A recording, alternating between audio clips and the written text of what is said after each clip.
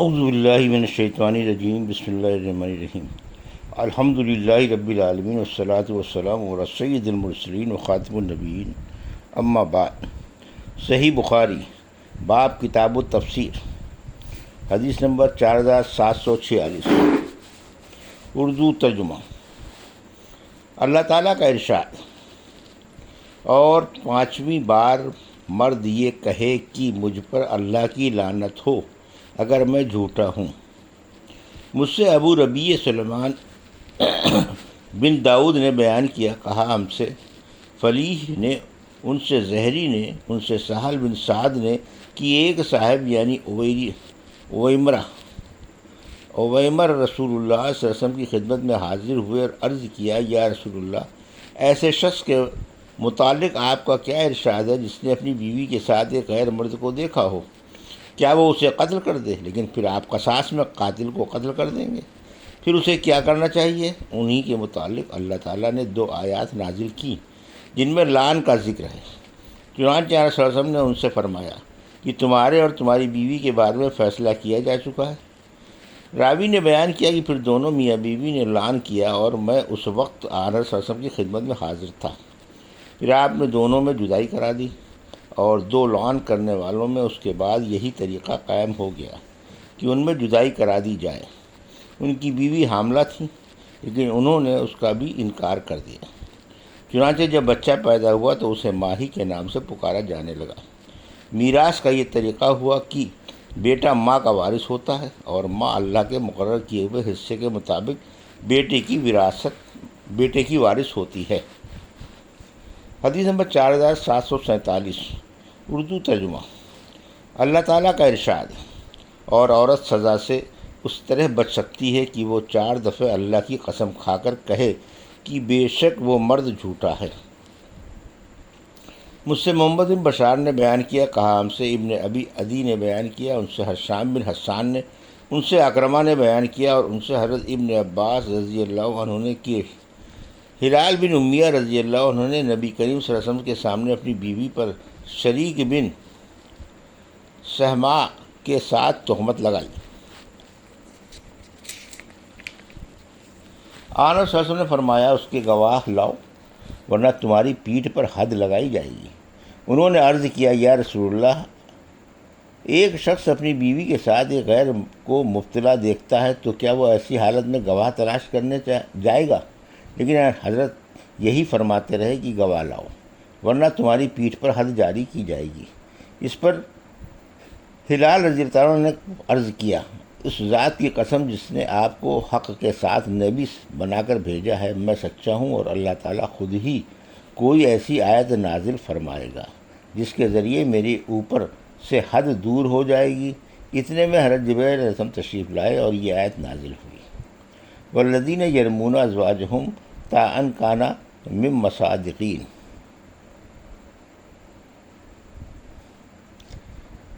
جس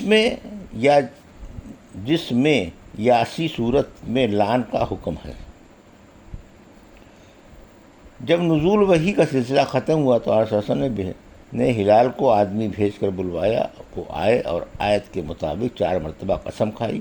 آپ صلی اللہ علیہ وسلم نے اس موقع پر فرمایا کہ اللہ خوب جانتا ہے کہ تم میں سے ایک ضرور جھوٹا ہے، تو کیا وہ توبہ کرنے پر تیار نہیں؟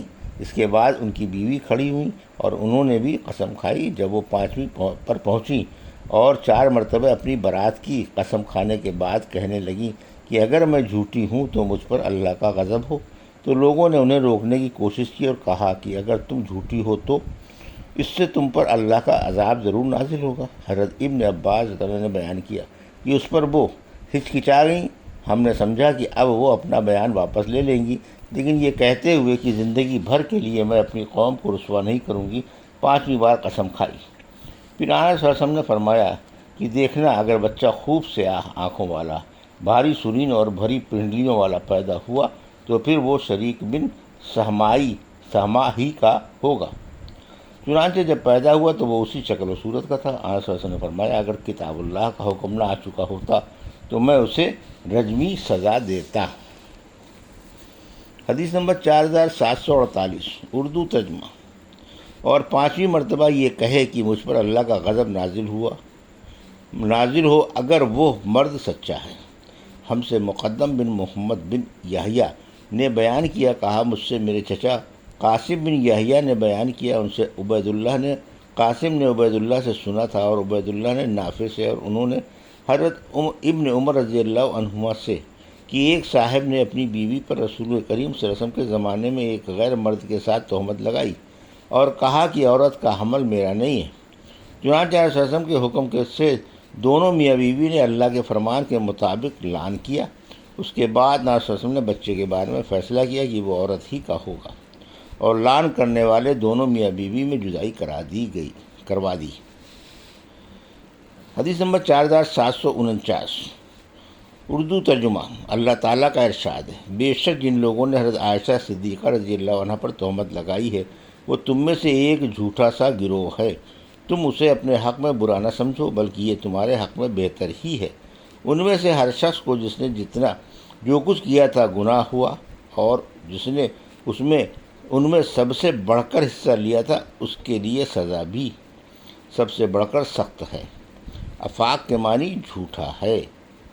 ہم سے ابو نعیم نے بیان کیا، کہا ہم سے سفیان نے بیان کیا، ان سے معمر نے، ان سے زہری نے، ان سے عروہ نے، اور ان سے حضرت عائشہ رضی اللہ عنہا نے بیان کیا، والذی تولی کبرہ، یعنی اور جس نے ان میں سب سے بڑھ کر حصہ لیا تھا، اور مراد عبداللہ بن ابی ابن سلول منافق ہے۔ حدیث نمبر 4750، اردو ترجمہ۔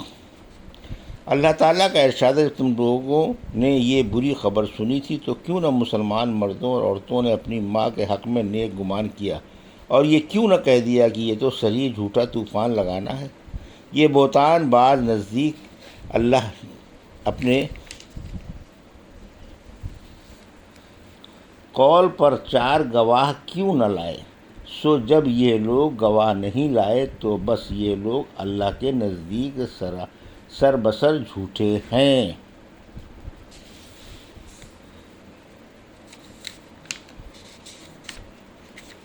حدیث نمبر 4750،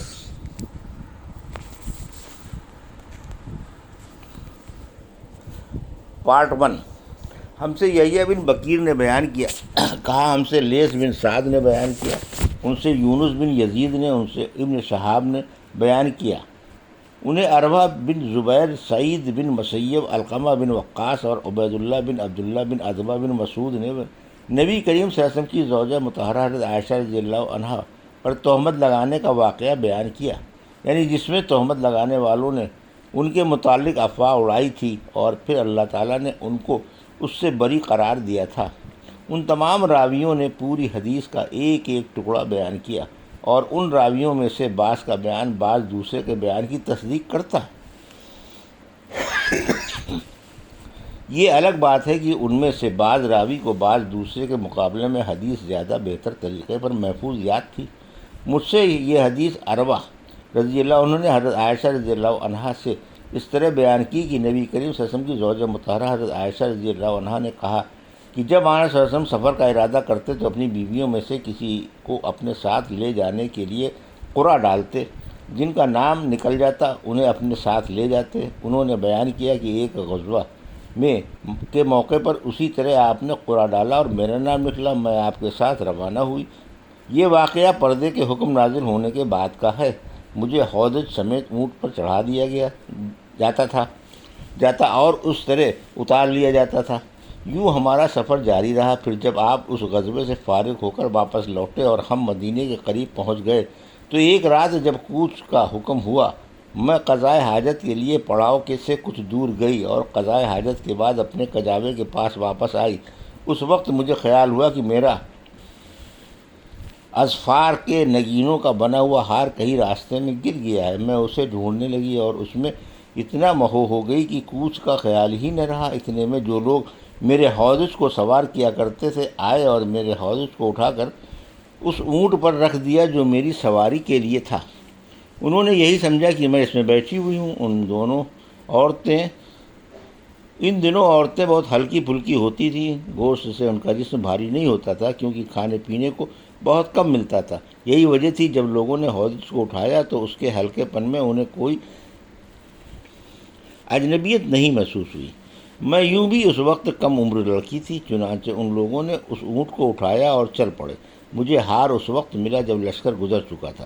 جب میں پڑاؤ پر پہنچی تو وہاں کوئی پکارنے والا تھا اور نہ کوئی جواب دینے والا۔ میں وہاں جا کر بیٹھ گئی جہاں پہلے بیٹھی ہوئی تھی۔